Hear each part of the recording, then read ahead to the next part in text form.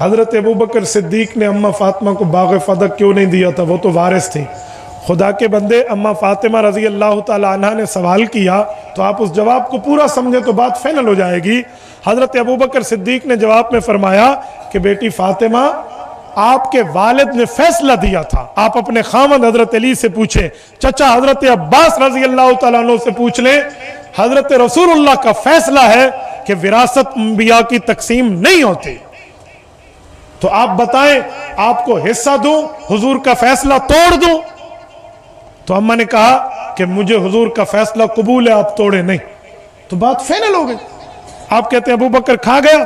اور اگر وراثت تقسیم ہوتی تو ابو بکر اپنی بیٹی حضور کی بیوی حضرت عائشہ کو تو حصہ دیتا. لیکن ظالموں نے کیا سے کیا کہہ دیا.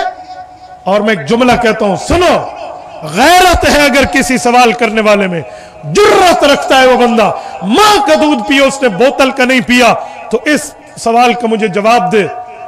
میں جھوٹ مان جاتا ہوں. ابو بکر عمر عثمان کھا گئے تھے حق.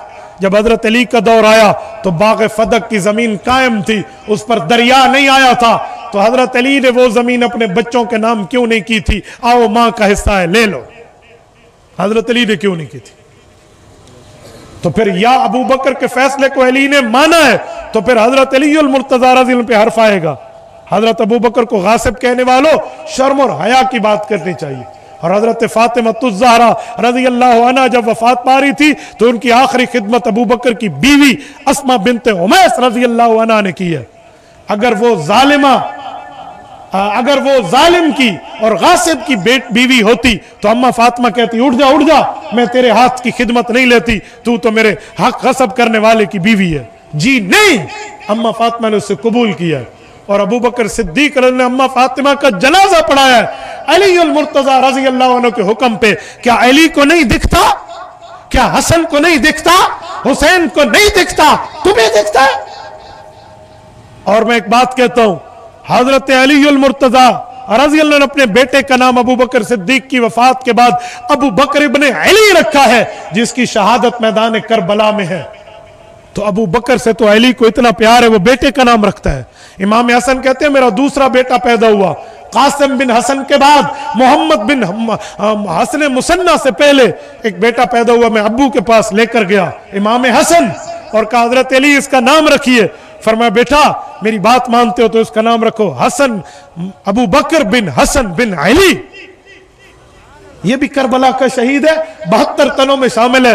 ظالمو، جھوٹ بولتے ہو ابو بکر صدیق کی ذات اقدس پہ کہ یہ حق کھا گیا تھا. علی المرتضی کا خاندان حضرت ابو بکر صدیق کا قدردان نظر آتا ہے اور تم اس پہ ظلم کرتے ہو. کل قیامت میں حضرت علی کو کیا منہ دکھاؤ گے؟ میں بہت حیران ہوں، ان کی دشمنی ہے حضرت علی المرتضی سے بھی. یہ اس کا اظہار یوں کرتے ہیں کہ ابو بکر کے خلاف بولے، وہی فیصلہ حضرت علی نے برقرار رکھا تو حضرت علی کے خلاف بھی ہو جائے گا. شرم نہیں آتی ان کو، خواہ مخواہ سے اعتراض اٹھا کر بیٹھے ہیں.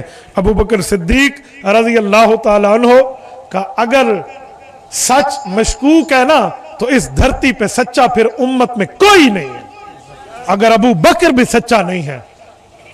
اور میں ایک جملہ کہتا ہوں، ان ظالموں کو کہتا ہوں جو ابو بکر پہ بولتے ہیں، گھر آئے مہمان کی قدر ابو بکر سے سیکھو. نہیں سمجھے میں سمجھاتا ہوں. اور ظالموں، ابو بکر رضی اللہ عنہ کے دروازے پہ جب آقا انعامدار چل کے گئے تھے، ابو بکر نے تن، من، دھن، آل، اولاد، جان، مال، وقت لگا دیا. ایڑی پر ڈنگ پہ ڈنگ سہے، پیغمبر کے ساتھ غار میں پیغمبر کی نگرانی کی. بیٹی اسماء کے چہرے پہ تھپڑ برداشت کیے. عبداللہ بیٹے کو نگرانی پہ لگایا. عامر بن فہیرہ غلام کو دودھ بھیجنے کے لیے بلایا. اپنے والد کے پیسے سارے اٹھائے، صرف خرچ کے دیے کہ میرا بیٹا آپ کا پوتا کما کے دے گا، حضور پہ لگا دیے. ابو بکر نے اس نے گھر آئے مہمان کی یوں قدر کی ہے. اور ظالمو، تم نے خط لکھ کے امام حسین کو کربلا بلایا تھا، پھر اسی خط کے لکھے ہوئے ہاتھوں میں تلواریں پکڑی تھی، اسی ہاتھوں میں تم نے نیزے پکڑے تھے، اسی ہاتھوں میں تم نے تیر و تفنگ پکڑ کے نواسہ رسول پہ حملہ آور ہوئے تھے.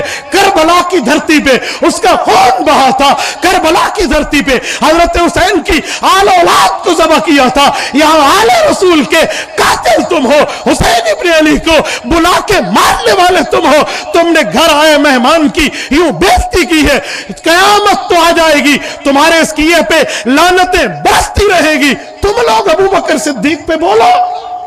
मैं हैरान हूं कि घर आए मेहमान की कदर जो तुमने की है और जो अबू बकर ने की है, इस पर बात की जाए।